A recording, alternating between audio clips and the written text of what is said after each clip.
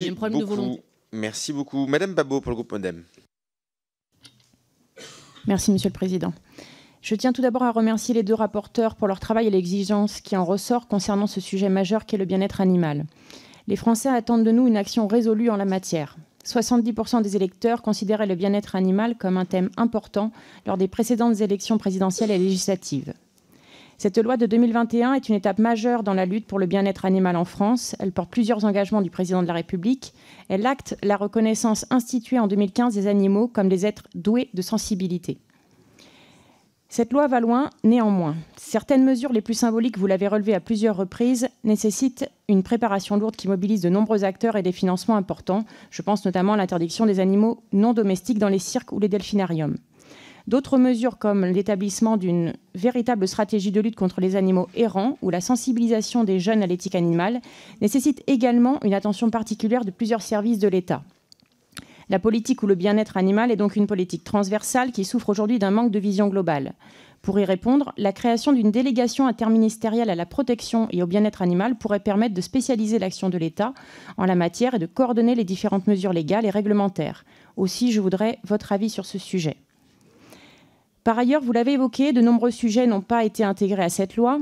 Au-delà des sujets que vous avez listés, cette loi ne traite pas des enjeux liés à l'élevage de chiens et chats, et réalisés par des professionnels et parfois par des particuliers qui utilisent leurs animaux de compagnie comme une rente, en les faisant reproduire autant que possible jusqu'à 2 fois par an. Enfin, la loi définit l'obligation d'avoir une fourrière par EPCI à minima. Il serait également pertinent de réfléchir à une obligation d'avoir un centre d'accueil permanent ou refuge dans ce même territoire pour garantir le bien-être et la santé des animaux.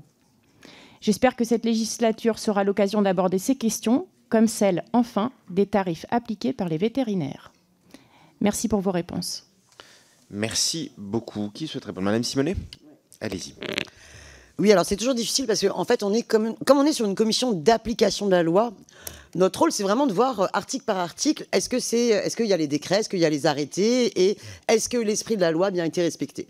Moi, j'assume complètement, je suis une députée France Insoumise, j'ai été élue sur un programme, donc quand j'étudie et je participe à la mission d'application de la loi, j'y vais avec toutes mes convictions, telles que j'estime comment on doit défendre l'intérêt général, et donc là, la cause, c'est la protection animale est une cause d'intérêt général. Donc je ne cherche pas une pseudo-objectivité qui ferait que on ne devrait pas assumer d'avoir auditionné autant d'associations sur la protection animale. Mais si, tel est l'objet. Donc ça, c'était pour vous répondre par rapport à tout à l'heure. Par rapport aux questions que vous soulevez, oui, il y a un véritable problème sur les moyens alloués aux refuges.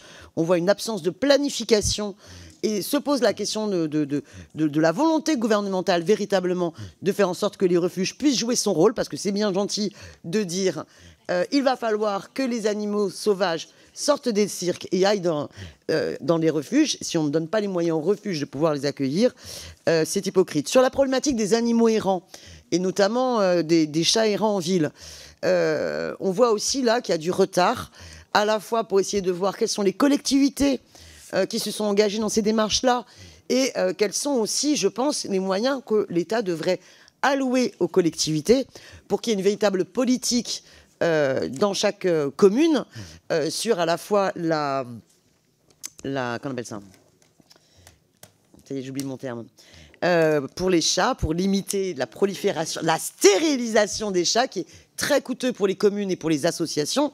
Et aujourd'hui, en l'absence de moyens fléchés, je crains qu'il y ait peu de choses. Sur la question de l'élevage, évidemment, ça n'est pas dans le texte de loi. Or, c'est un véritable problème et qu'il faudrait limiter. Également, sur la question des vétérinaires, on a parfois l'impression qu'il y a un peu un lobby, et qui ont peur un peu les associations ont regretté que de demander notamment le certificat régulier tous les 6 mois pour un refuge, c'était vraiment très coûteux en frais de vétérinaire. Merci beaucoup.